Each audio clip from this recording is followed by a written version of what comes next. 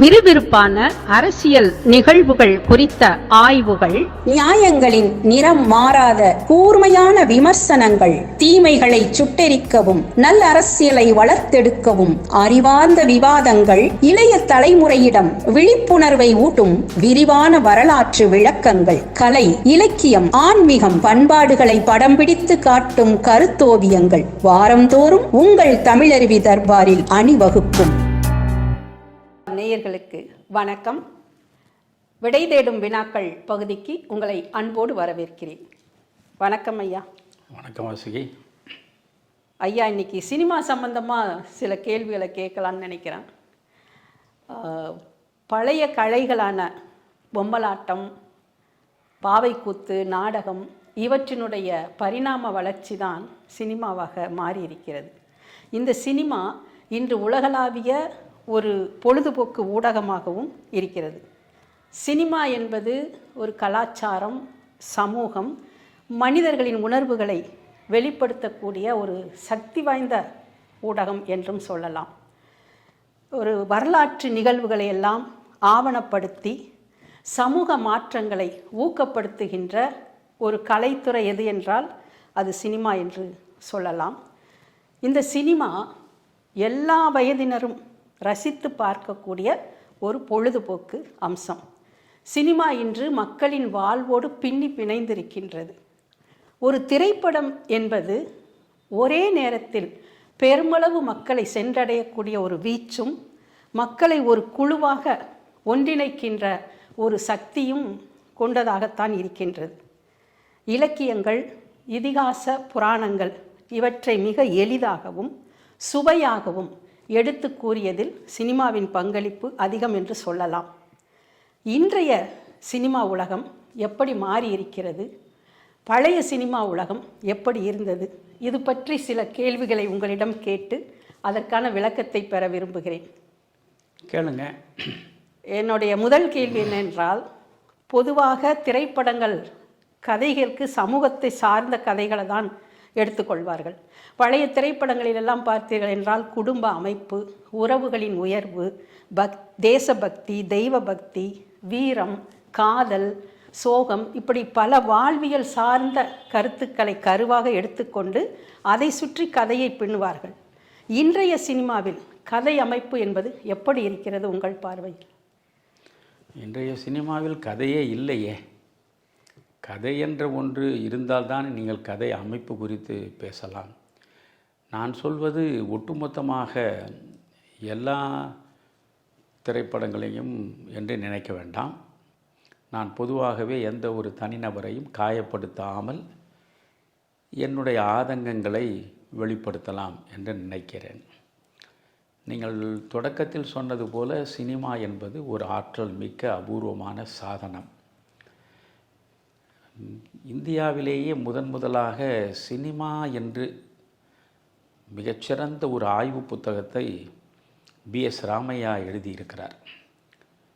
அவர் 1934 1950 வரையில் ஒரு பாரதியின் மறைவுக்கு பின்னால் தமிழில் ஒரு மறுமலர்ச்சி யுகம் உருவாவதற்கு அடித்தளத்தை அமைத்து கொடுத்த மணிக்கொடி பத்திரிகை.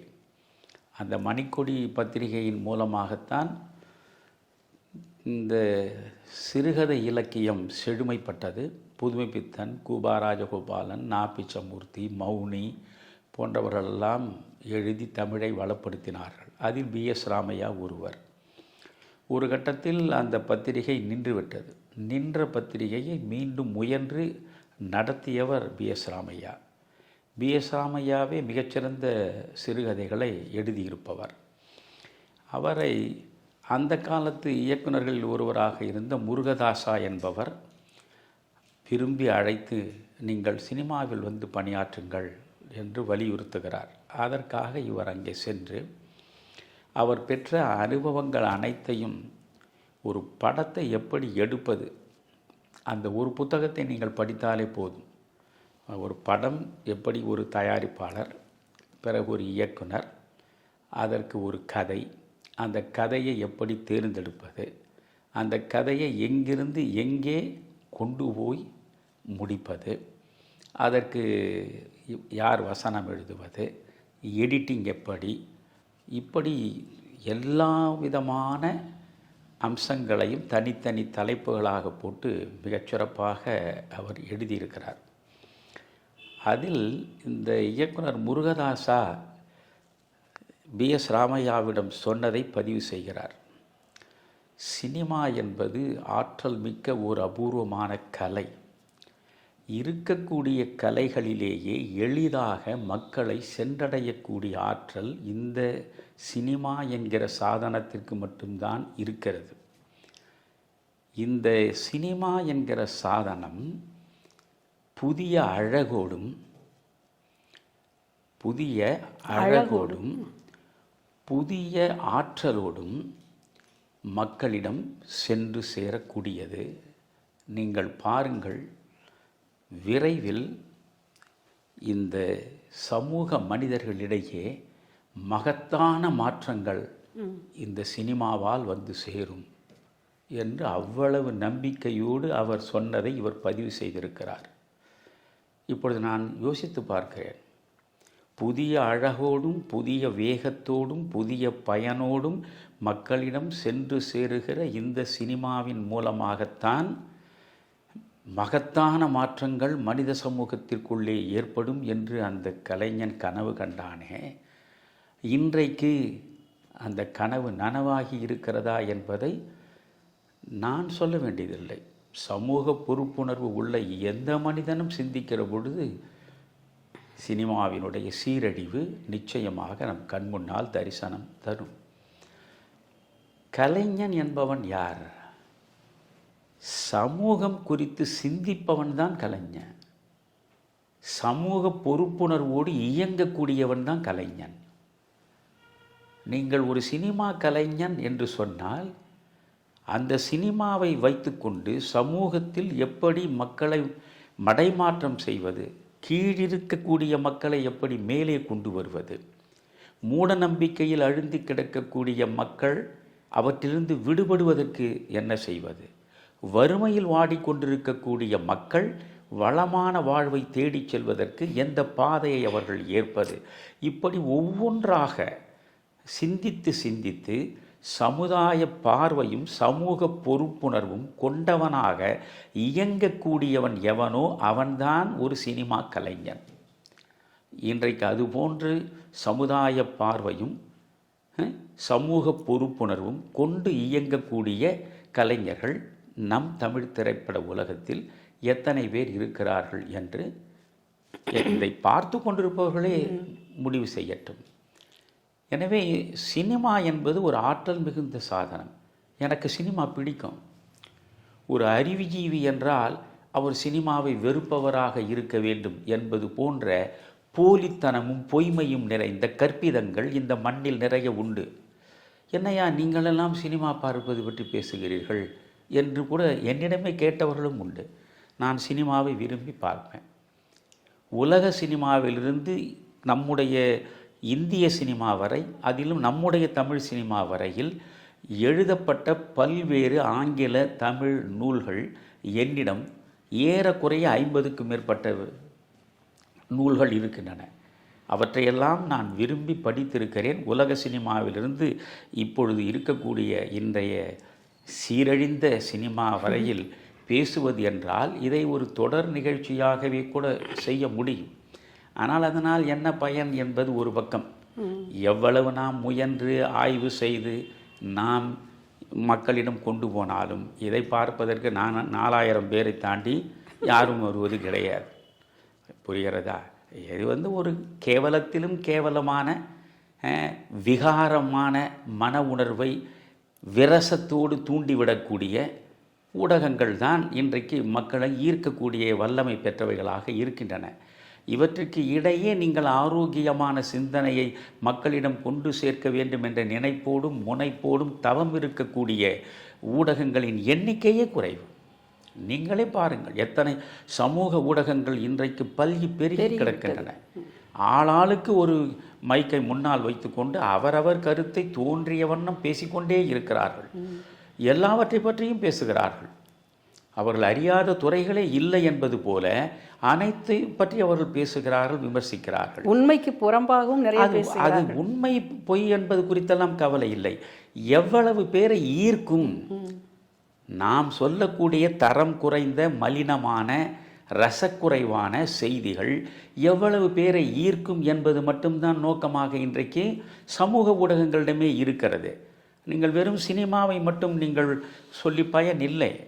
எல்லா ஊடகங்களுமே இன்றைக்கு தரம் தாழ்ந்து விட்டன. நீங்கள் சினிமாவை பற்றி ரொம்ப அழகாக பிஎஸ் ராமையா எழுதுகிற பொழுது 3 செய்திகளை சொல்கிறார். சினிமா என்பது என்ன? முதலில் அது ஒரு கலை, அடுத்து அது ஒரு தொழில், அதற்கு அடுத்து அது ஒரு வியாபாரம். தொடக்கத்தில் நீங்கள் சொல்வது வியாபாரம் இல்லை, கலை, தொழில், ஒரு கலை படைப்பாக அது இருக்க வேண்டும். அந்த கலைப்படைப்பை உருவாக்குவது உனக்கு தொழில். நமக்கு தொழில் கவிதை என்று பாரதி சொல்லவில்லையா?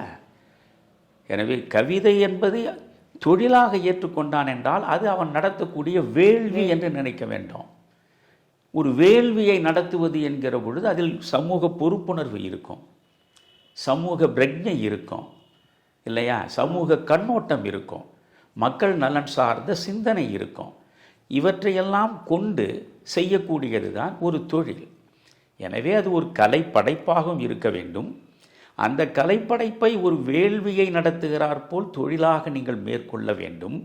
அதற்கு பிறகு அதை வெற்றிகரமாக நீங்கள் மக்களிடம் வியாபாரம் செய்யவும் வேண்டும். இதுதான் அடிப்படை. இன்றைக்கு கலைப்படைப்பாக இருக்கிறதா? இல்லை. வேள்வியைப் போல ஒரு அர்ப்பணிப்பும் நிறைந்த ஒரு படைப்பை உருவாக்க வேண்டும் என்கிற தாகமும் தவிப்பும் இன்றைக்கு இருக்கக்கூடிய இந்த படத்துறையை சார்ந்தவர்களுக்கு இருக்கிறதா? பெரும்பாலும் இல்லை. நான் ஏன் பெரும்பாலும் என்று சொல்கிறேன் என்றால், அங்கும் இங்குமாக சில நல்ல படங்கள் அவ்வப்பொழுது வரத்தான் செய்கின்றன. நான் சமீப காலமாக படங்கள் பார்ப்பதையே விட்டுவிட்டேன். ஆனால் பல நண்பர்கள் சொன்னதனால் நான் இந்த டூரிஸ்ட் ஃபேமிலி என்ற ஒரு படத்தை பார்த்தேன். மிக குறைந்த பட்ஜெட்டில் மிகச் சிறப்பான ஒரு கருத்தை மையமாக வைத்து அது கடைசியில் முடிக்கிற இடத்துல தான் அந்த சமூக நல்லிணக்கத்தை, சமய நல்லிணக்கத்தை, மனித நேயத்தை மையமாக வைத்து அந்த கதையை முடிச்சிருப்பான்.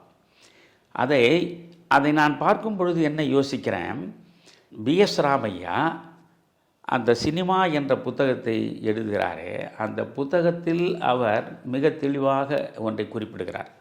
கதை எப்படி அமைய வேண்டும் என்று சொல்லுகிற பொழுது அந்த முருகதாசா இவருக்கு சொன்னாராம். அவர் புகழ்பெற்ற இயக்குனர். ஒரு கதையை நீங்கள் எப்படி எடுக்க வேண்டும் சினிமாவாக? முதலில் முடிவை எடுக்க வேண்டும். முதலில் கதையினுடைய முடிவை எடுக்க வேண்டும். முடிவை எடுத்த பிறகு இந்த முடிவுக்கு ஏன் இந்த கதை வருகிறது என்று அடுத்து போக வேண்டும். அந்த நிகழ்வு ஏன் நிகழ்ந்தது என்று அதற்கு முன்னே செல்ல வேண்டும். முதலில் முடிவை எடுத்து முடிவுக்கான காரணங்களை வரிசையாக தொகுத்து பின்னால் நகர்த்தி கொண்டே போய் முதற்காட்சியில் வந்து நிற்க வேண்டும்.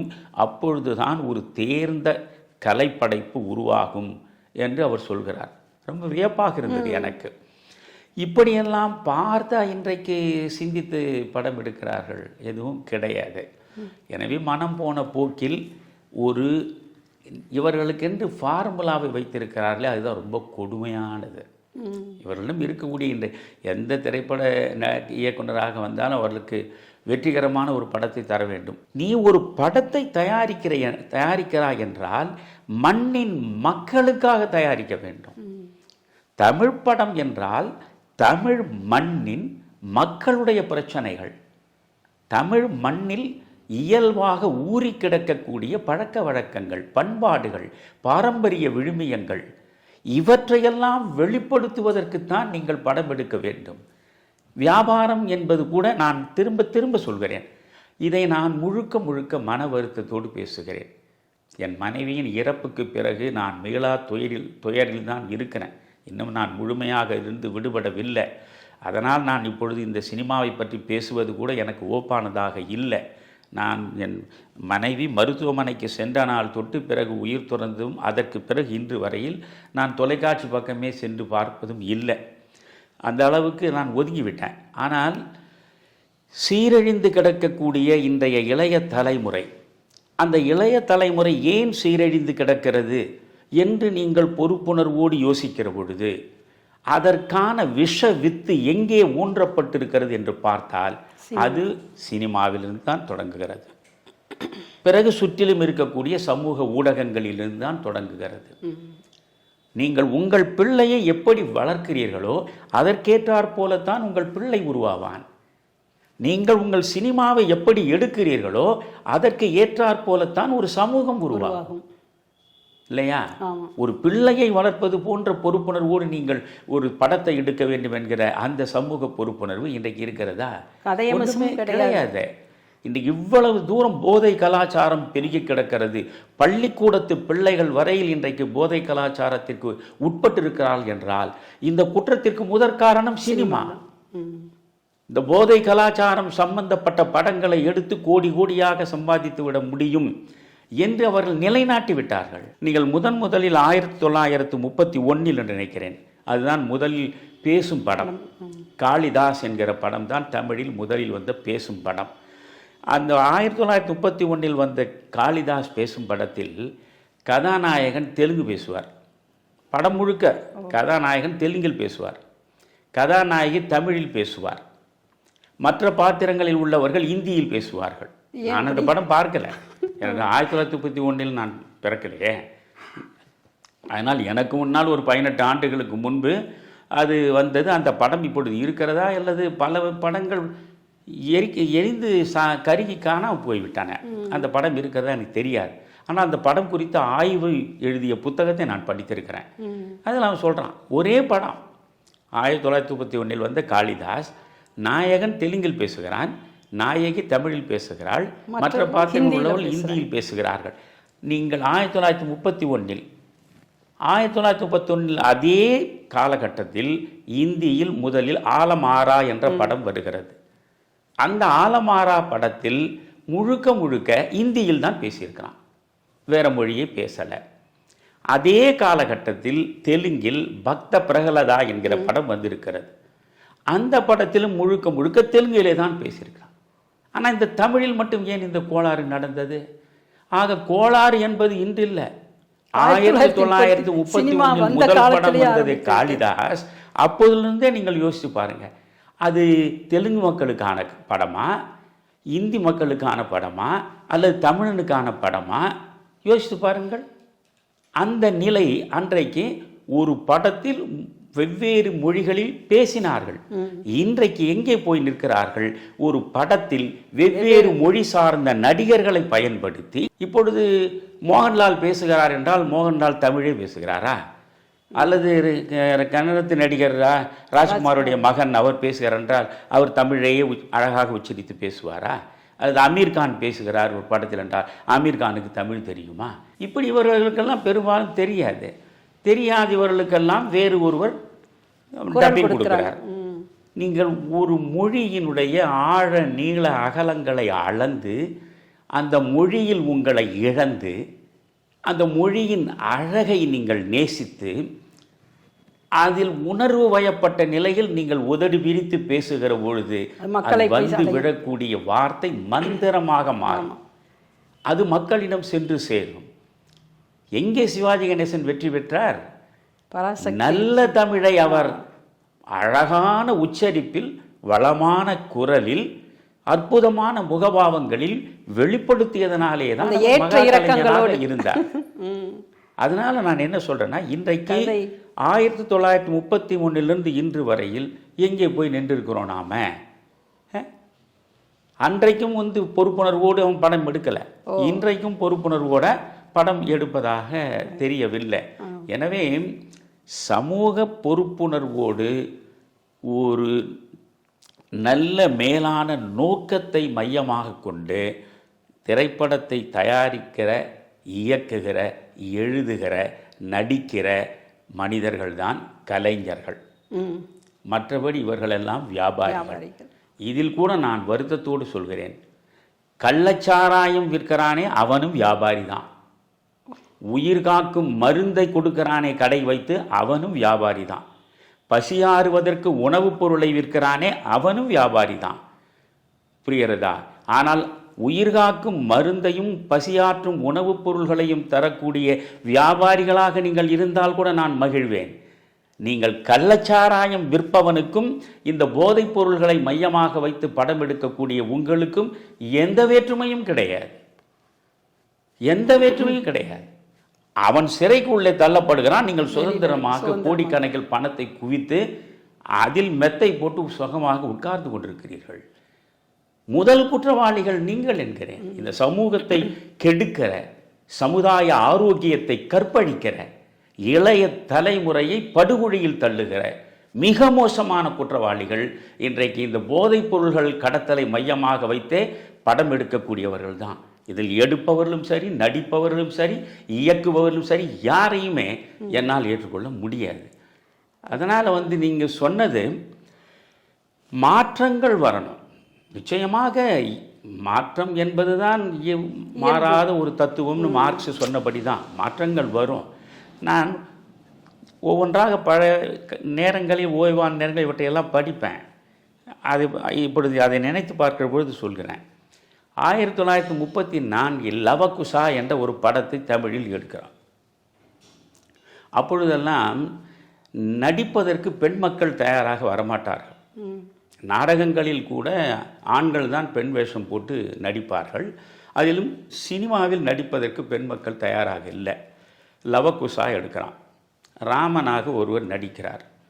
சீதையாக ஒரு பெண் தான் நடிக்க வேண்டும் என்று அந்த இயக்குனர் முடிவெடுத்து லக்ஷ்மி என்கிற ஒரு ஆசிரியையை அவர் தேர்ந்தெடுக்கிறார்.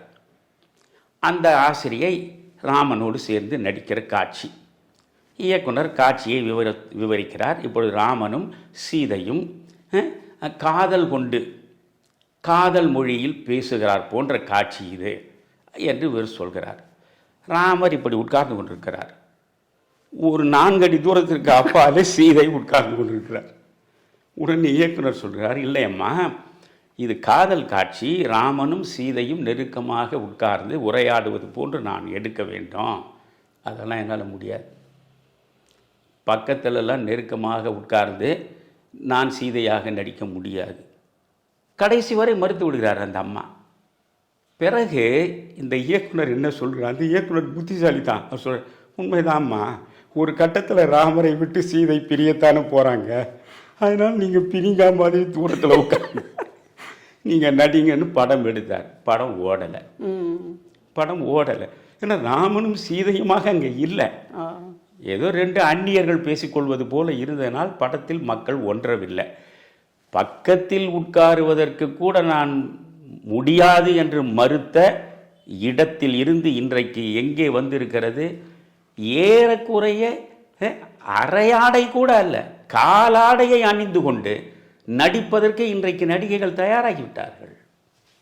விரசமாக இருக்கிறது. அவ்வளவு விரசமான காட்சிகளை வெளிப்படுத்துவதற்காக மிக மோசமான அங்கபாவனைகளை கொண்டு வந்து காட்டுவதற்காகவே காட்சி அமைப்பு, நடன அமைப்பு, அதற்கு ஒரு பாட்டு, அதற்கு ஒரு பெரிய கூட்டம், ஒரு பாட்டு, அந்த பாட்டுக்கு ஒரு 500,000 பேர் கூடி ஆடுவதும் பாடுவதும். அதுவும் நம்ம நாட்டில் எடுக்கிறது இல்லை, வெளிநாடுகளில் போய் பணத்தை வெளிநாட்டில் காரி முழுவான். நீங்கள் ஒரு ஜெர்மானியர், அவர் இந்த தமிழ் படங்களை வந்து பார்த்திருக்கிறார். இதுவும் இந்த ஆய்வு புத்தகங்களில் உள்ள செய்தி தான். தமிழ் படங்களை பார்த்து விட்டு திரும்ப ஜெர்மனிக்கு போகும்போது சொன்னாராம், நானும் உங்கள் சினிமாவெல்லாம் பார்த்தேன், என்றைக்கியா நீங்கள் இந்த மண்ணின் மக்களுக்காக படம் எடுக்க போகிறீர்கள் என்று கேட்டாராம் அவர். அதுக்குள்ளே எவ்வளோ அர்த்தம் இருக்கு பாருங்க. மண்ணின் மக்களுக்காக எப்பொழுது நீங்கள் சினிமா எடுக்க போகிறீர்கள் என்று கேட்டுவிட்டு அவர் போனாருங்க. இன்று வரை மண்ணின் மக்களுக்காக அவர்கள் படம் எடுக்கவில்லை. ஒரு கட்டம், நீங்கள் 1950க்கு முன்னால் இருந்த சினிமா உலகம் வேறு. அதில் புராணம், இதிகாசங்கள் இவற்றையெல்லாம் வைத்துக்கொண்டு பக்தியையாவது கொண்டு வந்து சேர்த்தார்கள். ஆமாம். சாதாரண மக்கள், படிப்பறியா பாமர மக்களுக்கு கூட நீங்கள் ஹரிச்சந்திராவை சொல்லுகிற பொழுது ஹரிச்சந்திரா பாத்திரம், அந்த பாத்திரம் எப்படி சத்தியத்தை பாதுகாக்கிறது என்பதை கடைசி மனிதனிடம் கடத்த முடிகிறது. அதே போன்று ஒவ்வொரு புராணத்திலிருந்தும் இதிகாசத்திலிருந்து இப்போ ராமன் சீதை இவர்கள் பற்றி பேசுகிற பொழுது அந்த ஒருவனுக்கு ஒருத்தி என்கிற நிலை, ராமன் எப்படி வாழ்ந்தான், இப்படி எவ்வளவு ஆற்றல் மிக்கவனாக இருந்தாலும் நீங்கள் மாற்றான் மனைவியை சிறை எடுக்க முயலுகிற பொழுது அவன் எப்படி அழிந்து படுவான் என்பதை ராவணனிடம் சொல்லுவது, மண்ணின் மீது உனக்கு கூடுதலான விருப்பம் இருந்தால் எப்படி நீங்கள் சகோதரர்களுக்கு இடையேயே நீங்கள் யுத்தம் நடத்தி ரத்தம் வழிய விழுந்து போவீர்கள் என்பதை பாரதத்தின் மூலம் சொல்வது, இப்படி இவற்றின் மூலமெல்லாம் ஒரு பாடம் நடந்தது அன்றைக்கு. அது ஒரு கட்டம், புரிகிறதா? நீங்கள் இப்பொழுது நீங்கள் கண்ணகி படம், பழைய கண்ணகி படத்தை நான் இளங்கோவன் வசனத்துக்காகவே பார்த்துருக்கிறேன். இப்பொழுது உள்ள பிள்ளைகள் ஒரு 10 நிமிடம் உட்கார்ந்து பார்க்க மாட்டார்கள். அதை அந்த கண்ணகியையும் பூம்புகார் கலைஞர் எடுத்த பூம்புகார் இந்த படத்தையும் நீங்கள் பார்த்து இளங்கோவனுடைய வசனத்தில் வந்த அந்த கண்ணகியையும் பார்க்கணும். அதில் நடித்த பியு சின்னப்பாவையும் கண்ணாம்பாவையும், இதில் நடித்த SSR விஜயகுமாரி, இந்த 2 படத்தையும் நீங்கள் அடுத்தடுத்து பார்த்தால் எந்த அளவுக்கு மாற்றங்கள் நிகழ்ந்திருக்கின்றன என்று தெரியும். ஆனால் அந்த மாற்றங்களில் நல்ல மாற்றங்களாகவே நிறைய தெரியும். இப்போ இளங்கோவன் எழுதிய வசனம் ஒரு அற்புதம். அந்த வசனங்களுக்காகத்தான் ஓடியது. அந்த வசனங்களை எப்படி பியு சின்னப்பா உச்சரிக்கிறார் என்பது தான் முக்கியம். பாகவதர் பாடி புகழ் பெற்றவர், சின்னப்பா பேசி பெருமைக்குள்ளானவர். அவர் சிவாஜிக்கு முன்னோடி அவர் தான். எனவே அந்த கண்ணகி படத்தை நீங்கள் பார்த்தால் கூட சிலப்பதிகாரத்தை முழுமையாக அப்படியே தழுவி எடுக்கப்பட்ட படம் இல்லை. அது நிறைய கற்பனைகளை கலந்து தான் அது படம் எடுத்திருப்பார்கள். அதில் கண்ணகியே கடைசியில் காளியாக மாறிவிடுவார். அந்த மாதிரி அந்த படம் சில மாற்றங்களை வைத்து எடுக்கப்படுகிறது. இங்கே பூம்புகாரை எடுத்தார். பூம்புகாரில் உண்மையிலேயே கலைஞர் அவர்கள் நம்ம அழகான வசனங்களை எல்லாம் அதில் எழுதியிருப்பார். மனசாட்சி உறங்கும் போது மனக்குரங்கு ஊர் சுற்ற கிளம்புகிறது. அதெல்லாம் மறக்க முடியாத அற்புதமான வசனங்கள். நல்ல வசனங்கள்லாம் அதில் எழுதியிருப்பார் அழகான தமிழில். படத்திலும் கண்ணாம்பா எப்படி அந்த வழக்குரைகாதையில் அதை அப்படியே வெளிப்படுத்துவதற்கு பாண்டிய மன்னனுக்கு முன்னால் சிலம்பை வைத்துக்கொண்டு சினம் பொங்க பேசுகிறாரோ அந்த காட்சியும் பார்த்துவிட்டு நீங்கள் விஜயகுமாரி நடித்த காட்சியும் பாருங்கள். விஜயகுமாரி சற்றும் அவரை விட இவர் குறைந்தவர் என்று நீங்கள் சொல்ல முடியாது. அவ்வளோ அற்புதமாக நடித்திருப்பார்கள். இது ஒரு கொஞ்சம் கொஞ்சமாக நீங்கள் ஒரே கதை தான், அந்த கதையை நீங்கள் கால இடைவெளியில் எடுக்கிற பொழுது மாற்றங்கள் நிகழ்கின்றன.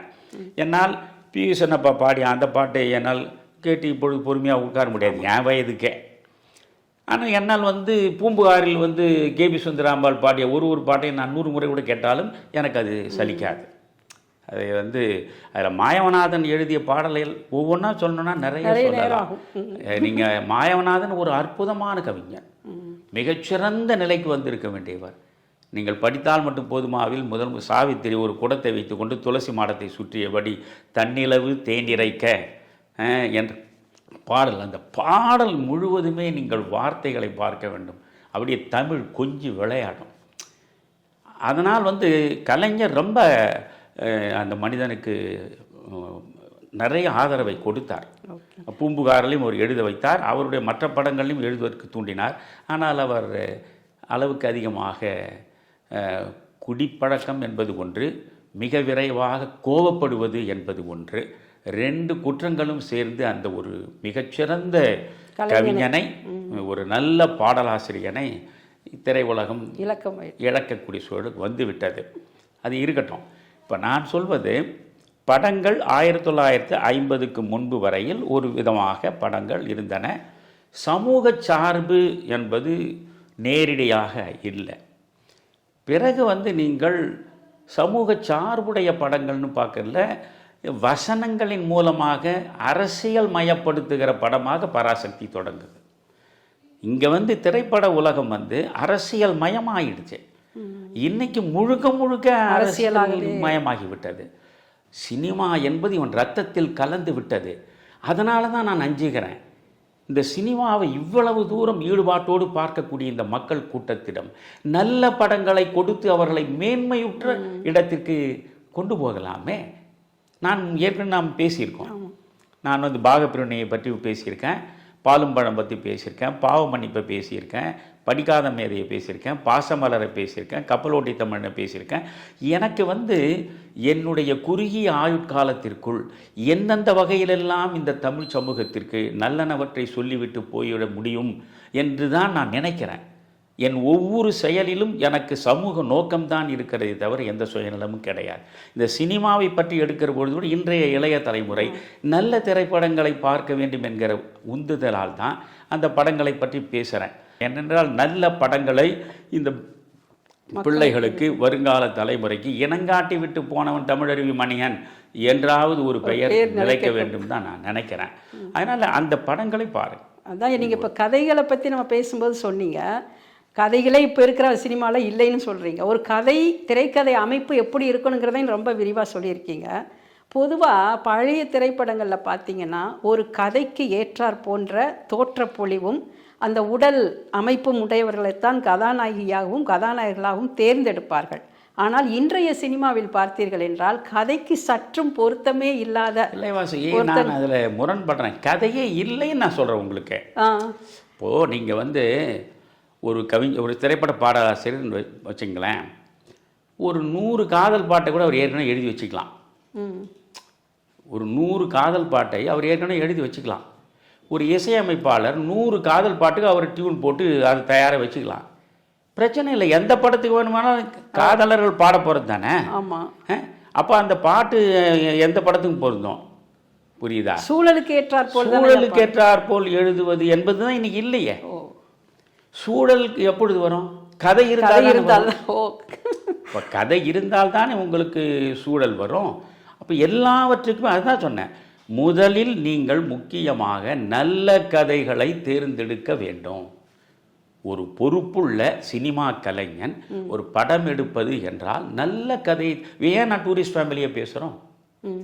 நான் கொஞ்ச நாளைக்கு முன்னே மொழி படம் பார்த்தேன். உண்மையிலே நான் அந்த மொழி படத்தினுடைய அந்த இயக்குனரை பாராட்டுறேன். அதில் நடித்தவர்கள் அந்த இத்தனைக்கும் அந்த நடிகர் பிருத்திவி மலையாள நடிகர் தான். அவரும் சரி, பிரகாஷ்ராஜ் கன்னடத்தை சார்ந்தவர் தான். அவரும் சரி, நம்முடைய ஜோதிகாவும் சரி பாத்திரங்களாகவே இருந்திருப்பார்கள். அந்த படத்தை நீங்கள் பாருங்கள். அதில் பிருத்திவிராஜ் மலையாளி, நம்ம பிரகாஷ்ராஜ் கன்னடத்துக்காரர். அதில் அந்த அப்பார்ட்மெண்ட்டினுடைய செக்ரட்டரியாக வரக்கூடியவர் அவர் தெலுங்கர். இந்த அம்மா ஹிந்தி பேசுகிறோம். பல மொழியை சார்ந்தவர்கள் தான்.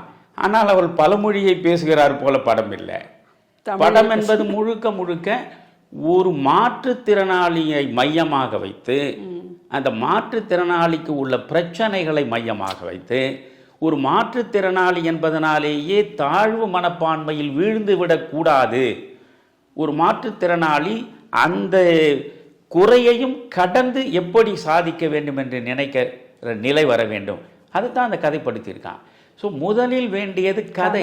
அதுக்கப்புறம் தான் இருப்பது முதல்ல கதை தான். என்னை கேட்டால் அந்த கடைசியில் நீ ஒரு மனிதனா பாரு, அவன் முஸ்லீமா இந்துவான்ற கேள்விக்கே இடமில்லைன்னு சொல்கிறான் பாருங்க. அதான் முடிவு. அங்கேருந்து தான் கொஞ்சம் கொஞ்சமாக நீங்கள் முருகதாசா இயக்குனர் சொன்ன மாதிரி இந்த முடிவை வைத்து முடிவுக்கு முன்ன என்ன, அதுக்கு முன்ன என்ன, அதுக்கு முன்ன என்ன அவன் நகர்ந்து போயிருப்பான். அதனால தான் ஒரு நல்ல கதையை அவனால் கொடுக்க முடிந்தது. எல்லாருமே கதைகளை எல்லாமே தவறான கதைகளை கொடுத்தவர் நான் சொல்ல மாட்டேன். இப்போ சேரன் ஏறக்குறைய அவர் தோல்வியுற்ற கலைஞராக மாறி போனது என்னை பொறுத்தவரை துர்லபம். நல்ல கலைஞன் எந்த படத்துலையும் சமூக பொறுப்புணர்வோடு தான் அந்த மனிதன் எடுத்திருப்பார். நீங்கள் முதல்ல இருந்து நீங்கள் பார்த்தீங்கன்னா சரி, பாரதி கண்ணம்மான்னு நினைக்கிறேன், அதுலேருந்து பார்த்தீங்கன்னா அந்த ஆட்டோகிராஃப் ஆகட்டும், அந்த தவமாய் தவம் இருந்து ஒரு தந்தை பாசத்தை நான் கண்ணீர் விட்டு அழுதுருக்கேன் அந்த படத்தை பார்த்து. அது மாதிரி ஒரு ஆட்டோகிராஃப் ஆகட்டும், அவர் எடுத்த வரிசையாக ஒரு 10 படங்களில் நல்ல படங்கள் தான். அதெல்லாமே தோற்று போனதுன்றது வேற, வியாபார ரீதியாக தோற்று போனதுன்றது வேற. இங்கே தான் நல்ல படம் தான் நிற்கிறது இல்லையே. இங்கே கள்ளச்சாராயம் விற்கிற மாதிரி இந்த போதையை கொண்டு போய் கொடுத்து விட்டார்கள். அதனால் குடும்பம் சார்ந்த கருத்துக்கள் உள்ள கதைகளுக்கு இப்போ இடம் இல்லாத நிலை வந்துடுச்சு. சேரன் கொடுத்துருக்காரு. நீங்கள் அதே மாதிரி வந்து நிறைய பேர் சொல்லலாம். நம்ம சீனு ராமசாமி சின்ன பட்ஜெட்டில் இந்த மேற்கு தொடர்ச்சி மலைன்னு படம் இருக்குது பாருங்கள், அது நீங்கள் எப்படி பாருங்கள், அது மண் சார்ந்த படம் தான். இது மாதிரி மண் சார்ந்த படங்களே என்னால் ஒரு 10-15 படங்களை சொல்ல முடியும். அது நல்ல, அதாவது முதல்ல பீம்சிங் ஒரு மிகச்சிறந்த குடும்ப கதையைத்தான் அவர் தேர்ந்தெடுப்பார். அவருக்கு முக்கியமானது கதை தான். ஒரு மிகச்சிறந்த குடும்ப உறவுகளை பேணி பராமரிக்கக்கூடிய கதையாக இருக்க வேண்டும். அந்த கதைகளை தான் அவர் எடுத்தார். எல்லா கதைகளையும் பாருங்க, குடும்ப உறவுகள் தான் இருக்கும். அவருடைய கட்டம் முடிகிற பொழுது முழுக்க முழுக்க முக்கோண காதலை மட்டுமே மையமாக வைத்து ஸ்ரீதர் புறப்படுறார். இங்கே கல்யாண பரிசு தொடங்கி வரிசையாக பார்த்தீங்கன்னா அவர் நிறைய வெற்றி படங்களையும் கொடுத்தார். கடைசி காலத்தில் நிறைய தோல்வி படங்களை கொடுத்து துவண்டு போயிட்டார். அவர் உடல் ரீதியாகவும் பாதிக்கப்பட்டார். ஆனால் ஒரு கேமராவை எப்படி பயன்படுத்தணும், தமிழ் திரையிலேயே கேமராவை எந்தெந்த கோணத்தில் பயன்படுத்தணும் என்பதை முதலில் மிகச் சிறப்பாக மிக நுணுக்கமாக வெளிப்படுத்திய இயக்குனர் தான் ஸ்ரீதர். அவர் முழுக்க முக்கோண காதல் தான். ஆனால் எங்கேயாவது விரசம் இருக்குமா? கல்யாண பரிசு தொடங்கி நீங்க பார்த்து வந்தீங்கன்னாவே, என்னை பொறுத்தவரை மீண்ட சொர்க்கம் எல்லாம் ஒரு அழகான கலை படைப்பது. காதலிக்க நேரம் ரொம்ப நகைச்சுவைக்காக எடுத்த படம். நீங்க நகைச்சுவை என்று அது பின்னால வரலாம், நகைச்சுவை. ஸோ எதுவும் அவர் வந்து காட்சிப்படுத்துவதில் ரொம்ப வித்தியாசம் காட்டினார். பீம்சிங்கிடமிருந்து வேறுபட்டு காட்சிப்படுத்தினார். நீங்கள் நெஞ்சில் ஒரு ஆலயம் ஒரு படத்தை எடுத்துங்க, ஒரு 20 நாளில் ஒரே ஒரு இடத்துல ஒரு மருத்துவமனையை செட்டை போட்டு அந்த செட்டுக்குள்ளேயே ஒரு படம் முழுவதையும் எடுத்திருக்கான் மனுஷன். ஒரு இடத்துலையும் உங்களுக்கு தொய்வு இருக்காது. அடுத்து என்ன என்ற மாதிரி போகும். அதில் வந்து தேவிகாவுக்கு வந்து வாழ்க்கையில் திருப்பு முனையை தந்த படம் அது. அப்படி ஒரு அற்புதமான நடிப்பை அவர் வெளிப்படுத்தியிருப்பார். வழக்கமாக ஏஎம் ராஜா தான் இவருக்கு இசையமைப்பார். முதல்ல விஸ்வநாதன் ராமூர்த்தியை பயன்படுத்துகிறார். விஸ்வநாதன் ராமூர்த்தி அதை அற்புதமாக பயன்படுத்தி கொண்டார். அதில் என்ன பாடல்கள்! எப்பொழுதும் ஸ்ரீதருக்கு வந்து படம் என்பது ஒரு முக்கோண காதலாக இருப்பது என்று முடிவெடுத்து விட்டு அதுக்கு அடுத்து அவர் யோசிப்பதே பாடல்கள் தான். அந்த பாடலுக்கு அவருக்கு வேண்டிய முதலாள் கண்ணதாசன் தான். கண்ணதாசன் உயிரோடு இருக்கிற வரையில் கண்ணதாசனை கடந்து இன்னொரு பாடலாசிரியரை ஸ்ரீதர் கூப்பிட்டதே கிடையாது. அது வந்து கண்ணதாசனும் கூப்பிட்டதில்லை, நீங்கள் வந்து பீம்சிங்கும் கூப்பிட்டதில்லை, மாதவன் கூப்பிட்டதில்லை, பிஆர் பந்துலு கூப்பிட்டதில்லை. வரிசையாக சொல்லலாம். என் படம்னா அது கண்ணதாசன் தான், பெரும்பாலும் விஸ்வநாதன் ராமமூர்த்தி தான். அப்போது அதில் வந்து ஒரு மாற்றம் இருந்தது, கதை போக்கில் மாற்றம் இருந்தது, காட்சி அமைப்பில் மாற்றம் இருந்தது, கருத்துக்கள் சொல்லப்பட்ட விதத்தில் விரசம் இல்லை.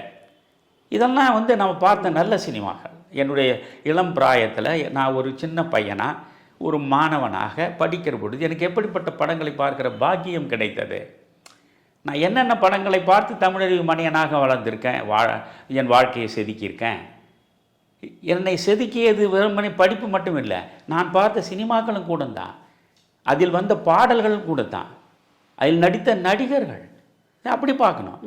அது ஒரு கட்டம். அதற்கு பிறகு நீங்கள் பார்த்தீங்கன்னா என்ன கேட்டால் தீவிர சினிமா என்பது தமிழில் ரொம்ப ரொம்ப குறைவு. ஆர்ட் ஃபில்முன்னு அது ஒதுக்கிடுவான், அது கலைப்படைப்பு, அது எவனும் பார்க்க மாட்டான். ஆனால் இதை முழுக்க முழுக்க முயன்று அதை சாதித்து காட்டிய ஒரே மனிதன் ஜெயகாந்தன் தான். 1964 அவர் எழுதிய கதை உன்னை போல் ஒருவன் ஆனந்த விடலில் எழுதிய கதை அது. அந்த கதையை படிக்கும் பொழுது நமக்கு ரொம்ப வியப்பாக இருக்கும். அது வந்து கீழ்நிலையில் விளிம்பு நிலையில் விழுந்து கிடக்கக்கூடியவர்கள் பக்கம் பார்வையை திருப்பிய மகத்தான படைப்பாளி ஜெயகாந்தன். அவர் அந்த படத்தை வேறு எவனாவது எடுத்துருந்தானே கெடுத்துட்டு இருப்பான். அந்த கதையின் மீது அவருக்கு அவ்வளவு ஈடுபாடு இருந்தது. அவரே எடுத்தார். மிக குறைந்த செலவில் அந்த படம் எடுக்கப்பட்டது. அவர் தான் இயக்குனர். அவருக்கு அதற்கு முன்பு சினிமா உலகத்தில் எந்த பரிச்சயமும் கிடையாது. புரியுதுங்களா? இப்போ மணிரத்னத்தை பற்றி பெருமையாக சொல்லுவாங்க. அவர் வரும்பொழுதே எந்த பரிச்சயமும் இல்லாமல் வந்து முதல்ல படத்தை எடுத்தார். ஜெயகாந்தன் எடுத்தார். அவருக்கு இதை பற்றி ஒன்றுமே தெரியாது. ஆனால் பக்கத்தில் கே விஜயன் இவங்களெல்லாம் வச்சுட்டு அந்த படத்தை அவர் காட்சி பூர்வம் எங்கேயாவது அந்த மனுஷன் ஒரு இந்த படம் விற்கப்பட வேண்டும், இந்த படத்தில் சில சமரசங்களை செய்து கொண்டால்தான் மக்கள் வந்து தியேட்டரில் பார்ப்பார்கள் என்று நினைச்சானா அந்த ஆள்? அந்த ஒரு சமரசமும் இல்லை. படத்தை அற்புதமாக எடுத்தான். இப்போ வந்து நீங்கள் யூடியூப்பில் பார்க்கலாம் அதை, உன்னை போல் ஒருவனை. அந்த படம் வந்து மிக குறைந்த பட்ஜெட்டில் ஒரு 4 நண்பர்கள் சேர்ந்து ஆளுக்கு 10,000 20,000 கொடுத்ததை வச்சு அந்த படம் எடுத்தார். அவரே இயக்கினார். கதை அவருடையது, வசனம் அவருடையது, இயக்கம் அவருடையது. அதோடு நிற்கலை, அவரே திரை கொட்டகையில் போய் உட்கார்ந்து கொண்டு டிக்கெட் விற்றார். ஓ, தரமான படங்களுக்கு இதான் நிலைமை. அதை பற்றி அவர் கவலைப்படலை. நீங்கள் வந்து தியாகராய நகர் பஸ் ஸ்டாண்ட் இருக்கு இல்லையா, தீநகர் பேருந்து நிலையம் எதிர்க்கே இருக்கக்கூடிய திரையரங்கம், கிருஷ்ணவேணி திரையரங்கத்தில் இவர் போய் அந்த படத்தை வந்து 2 நாளில் எடுத்துடலான்னு முடிவு பண்ணிட்டானுங்க. அவர் போராடி அதற்காக வந்து ஒரு கம்பை கையில் வச்சுக்கின்னு, அதெல்லாம் நீங்கள் ஒரு இலக்கியவாதியின் அரசியல் அனுபவங்கள்னு ஜேகேவுடைய புத்தகத்தை படித்து பார்க்கணும். நீங்கள் இதையெல்லாம் நம்ம அவசியம் படிக்க வேண்டிய புத்தகங்கள். அதில் எப்படியெல்லாம் அந்த படம் எடுக்க அந்த மனிதன் செய்திருக்கான். கடைசியில் இது ரஷ்யாவே அதை வந்து அங்கீகரித்து ரஷ்யாவில் இருக்கக்கூடிய போற்றிய படம் அது. இந்தியாவில் 2வது மிகச்சிறந்த படமாக குடியரசுத் தலைவர் விருதை பெற்ற படம். அதை வந்து ஜேகே எழுதுகிறார். அது முதல் பரிசு இதுக்கு வந்திருக்கணும். அந்த படத்தை பார்த்த அத்தனை பேரும் முதல் பரிசு இதுக்கு தான் வரும்னு எல்லாமே சொன்னான். ஆனால் அந்த நேரத்தில் இந்துஸ்தான் கி கசம்னு நான் நினைக்கிறேன், ஒரு இராணுவம் சார்ந்த படத்தை சேட்டன் ஆனந்த் என்பவர் எடுத்தார். அது இந்திய இராணுவம் சார்ந்ததாக இருப்பதனால அதற்கு முதல் பரிசை கொடுத்துட்டு இதுக்கு 2வது பரிசை கொடுத்தான். ஆனால் உண்மையிலேயே இது வந்து முதல் பரிசுக்கு தகுதியான படம். அது நான் என்ன சொல்கிறேன்னா, ஒரு தீவிர சினிமா என்கிற பொழுது அதை வந்து ஜெயகாந்தன் தொடங்கினார். தொடங்கின இடத்துலேருந்து தொடர்ந்தானா இல்லை அப்படின்னு நீங்கள் அதுக்கப்புறமா நீங்கள் பார்த்தீங்கன்னா ஒரு பெரிய இடைவெளிக்கு பிறகு அவள் அப்படித்தான் வந்து அது ஒரு வகையில் ஒரு தீவிர சினிமா தான். ஆமாம், ஒரு பெண்ணுக்குள்ளே இருக்கக்கூடிய பல்வேறுபட்ட முரண்பட்ட உணர்வுகளை எல்லாம் ஒரு பெண் அவளுக்குள் எத்தனை விதமான உணர்வுகள், அவளுக்குள் எத்தனை விதமான காயங்கள், அவளுக்குள் எத்தனை விதமான வலிகள், அவற்றையெல்லாம் வெளிப்படுத்த முடியாமல் அவள் எப்படி தவிக்கிறாள். அவளை வெறும் போகப் பொருளாக மட்டுமே பார்த்து அவளை கேலி பேசுகிற ஒரு கதாபாத்திரம், அதில் ரஜினிகாந்த் நடிச்சிருப்பார். அவளை புரிந்து கொள்ள முயலுகிற ஒரு பாத்திரமாக கமல்ஹாசன் நடிச்சிருப்பார்.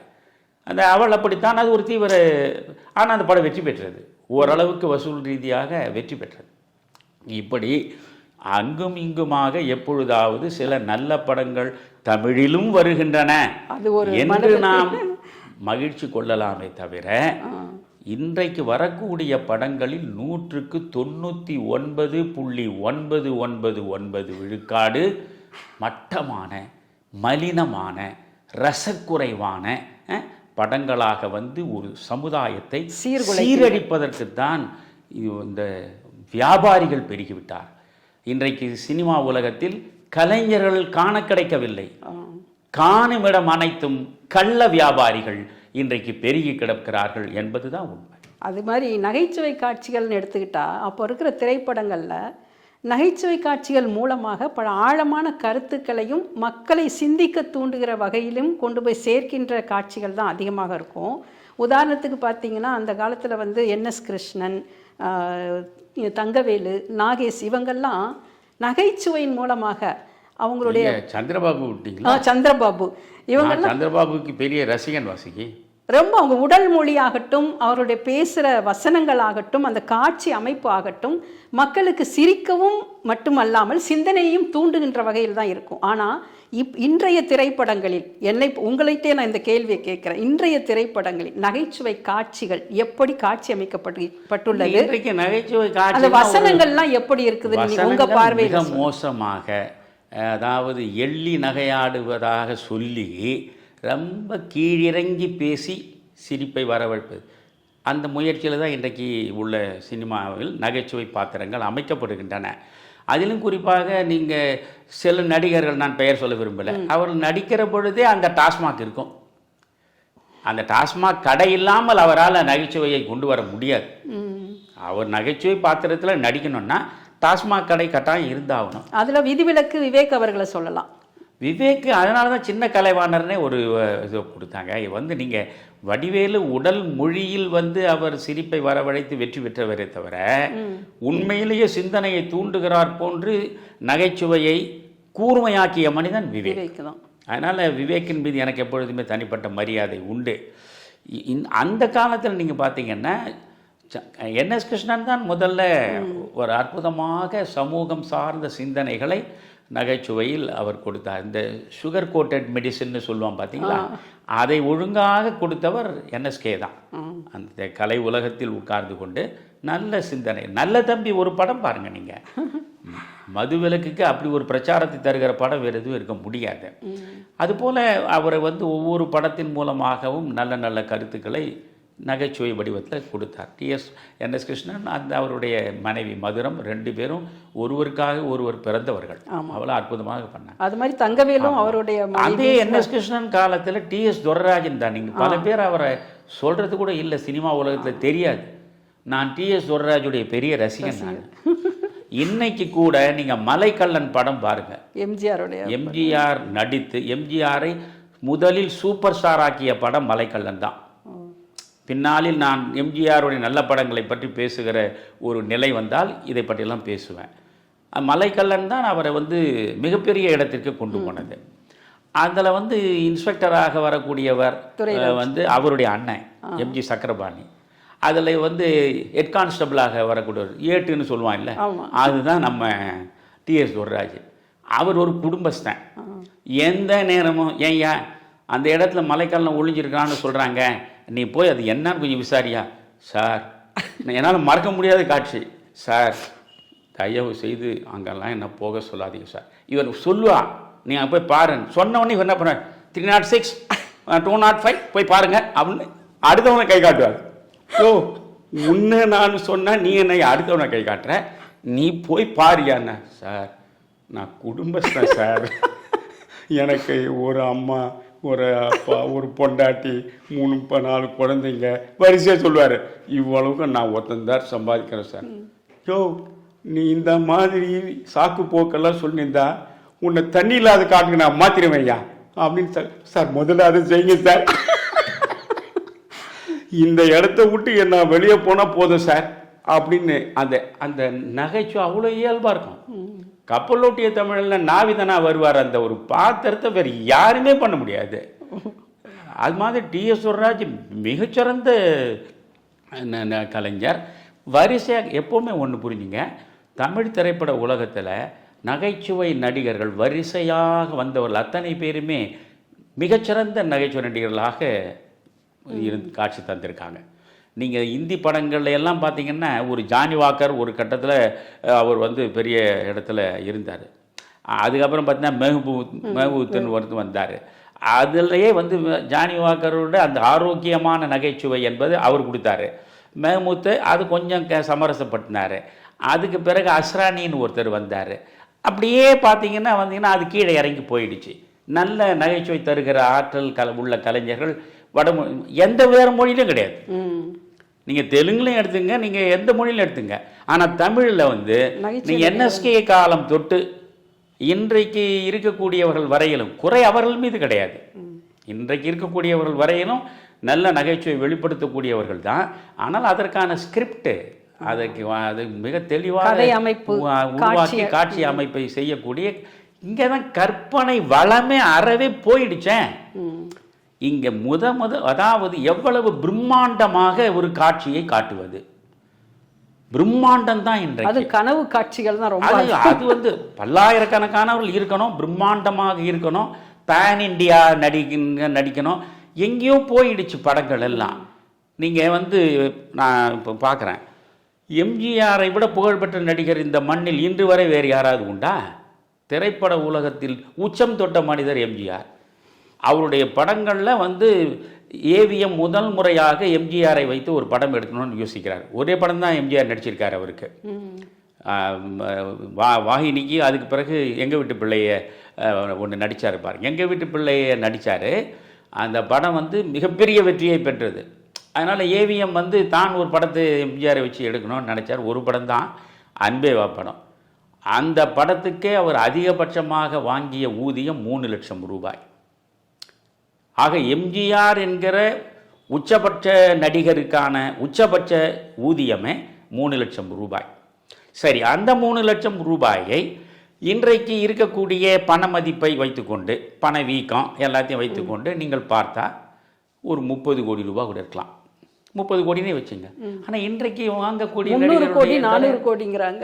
நான் பார்த்தேன், இந்த அல்லு அர்ஜுனான் அந்த புஷ்பா ஒரு 2 படத்தில் 350 கோடி ரூபாய் சம்பளம் வாங்கியிருக்காரு. அப்போ அந்த படத்தோட பட்ஜெட் எவ்வளோ இருக்கும்? இல்லை, இவருக்கே 350 கோடி ரூபாய் 350 கோடி ரூபாய் வாங்கியிருக்காரு. ஷாருக் கானை தாண்டி விஜயை தாண்டி மற்ற எந்த நடிகரும் அந்த இடத்த எட்டலை.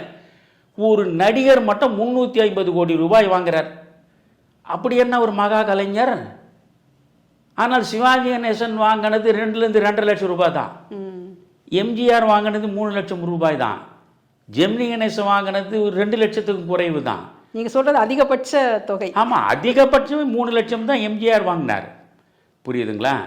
ஆக இது இன்றைக்கு படம் எடுப்பது என்பது முன்ன 80,000 ரூபாயில் ஒரு மிகச்சிறந்த படம் உருவாக்கப்பட்டிருக்கிறது.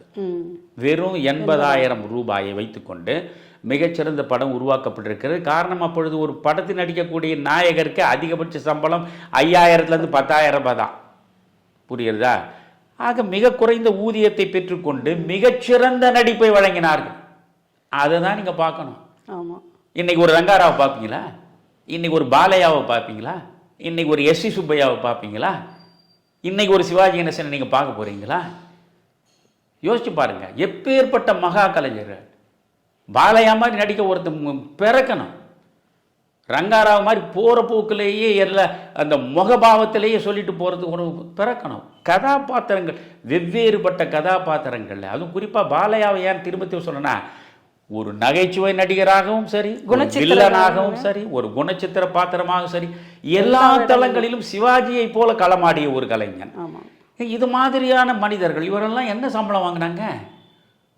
எனக்கு இதெல்லாம் விட நீங்கள் பாட்டுக்குன்னு வந்தீங்கன்னா நான் ரொம்ப இன்னும் ஆதங்கத்தை வெளிப்படும். அந்த பாடல்கள் அப்படின்னு எடுத்தீங்கன்னா, ஒரு திரைப்படத்தின் வெற்றிக்கு பாடல்கள் தான். பாடல்களும் அந்த பின்னணி இசைன்னு சொல்லலாம்.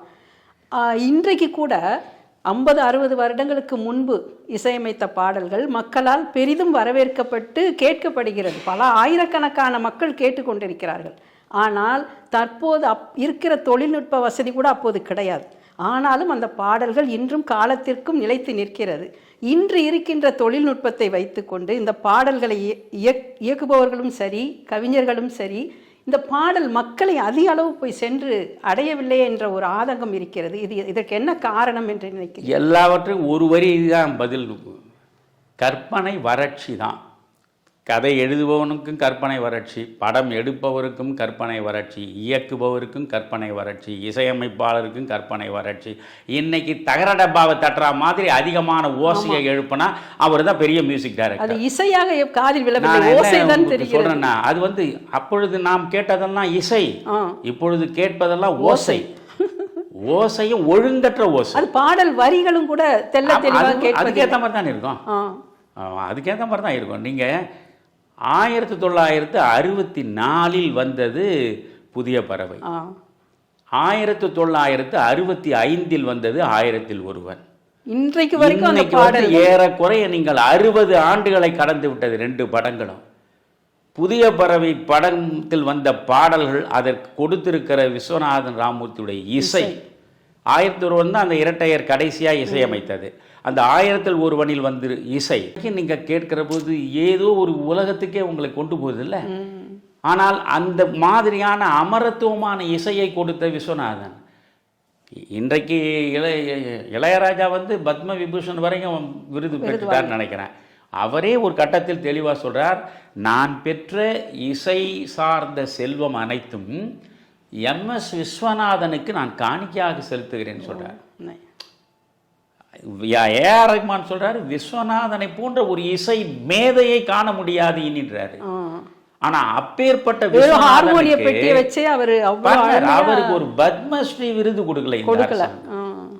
அன்று தொட்டு ஒரு பத்மஸ்ரீ விருதை கூட எம்.எஸ். விஸ்வநாதனுக்கு அல்லது ராமமூர்த்திக்கும் கொடுக்கல.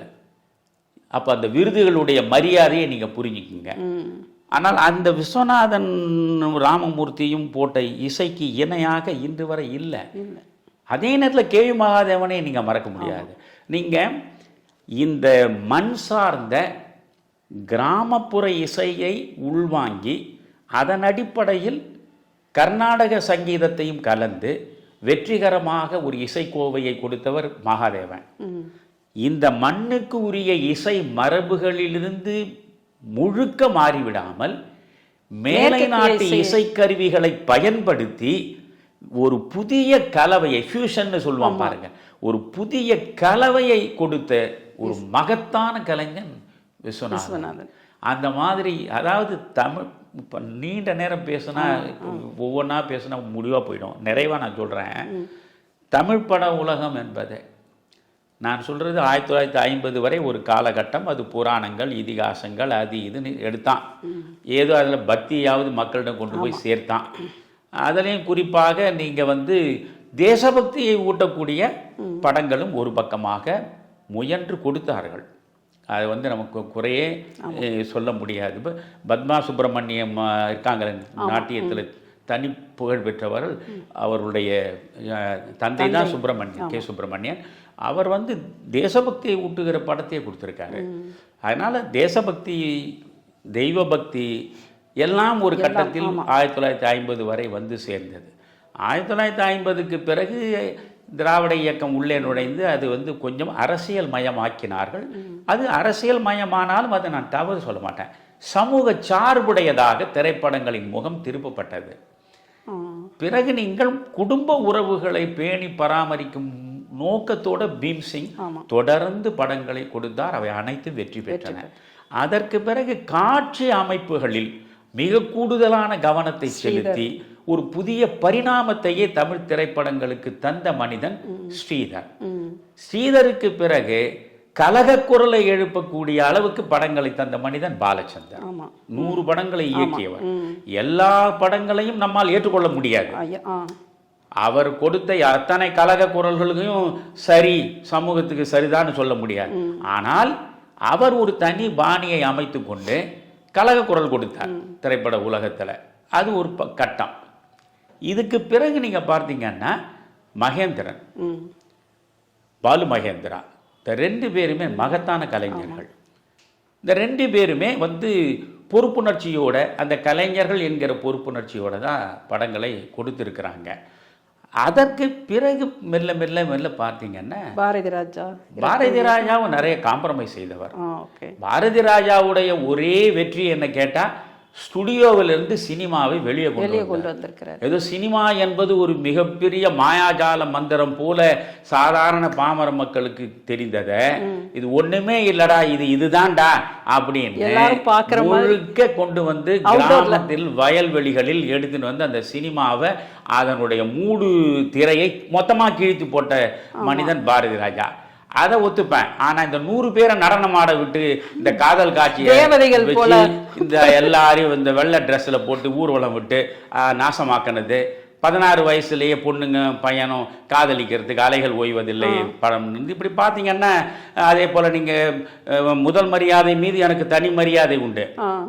பாரதி ராஜா எடுத்த படத்தில் சிவாஜி கணேசனுடைய நடிப்பு, ராதா நடிப்பெல்லாம். ஆனால் அந்த படத்தை பாருங்கள், அதில் மறைந்த கவிஞர் இன்குலாப் ரொம்ப அற்புதமாக எழுதியிருப்பாரு.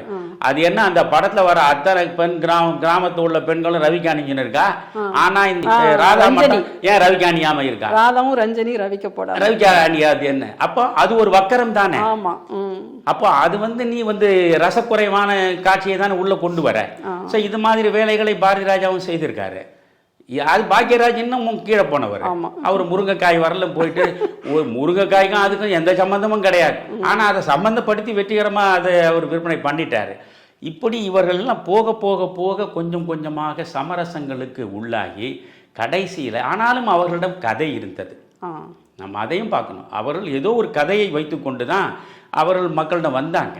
முந்தானை முடிச்சு அது இதுன்னு எனக்கு அவர் பாக்யராஜ் பண்ணதில் அந்த 7 நாட்கள் எனக்கு ரொம்ப பிடிக்கும். அது சந்திரபாபுடைய வாழ்க்கையை பின்புலமாக வைத்த கதை. அது நடிகர் சந்திரபாபு வாழ்க்கையை அதை அவ்வளோ அற்புதமாக பண்ணியிருந்தார் பாக்யராஜ். பாக்யராஜினுடைய இந்த ட்ரீட்மெண்ட்டுன்னு சொல்லுவான், ஸ்டோரி ட்ரீட்மெண்ட்டு, அதில் அவர் மிகப்பெரிய விற்பனர்.